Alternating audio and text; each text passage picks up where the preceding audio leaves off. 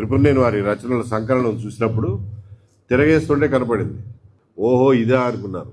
1982 సంవత్సరంలో ఎన్టీ రామారావు గారు తెలుగుదేశం అన్న పేరు ఆ పార్టీకి పెట్టినాడు. ఎక్కడి నుంచి వచ్చిందో ఎవ్వరికి భూప్రపంచంలో ఎవ్వరికి తెలియదు. చివరికి చూస్తే రామస్వామి గారు రాసినటువంటి కవితల్లో ఒకానొక కవితలో రాస్తాడు, తెలుగు బిడ్డ మరచిపోకురా, తెలుగుదేశం పురిటి గడ్డరా, కొక్కరొక్కో పాట పాడరా, తెలుగు వారిని మేలుకొలుపరా.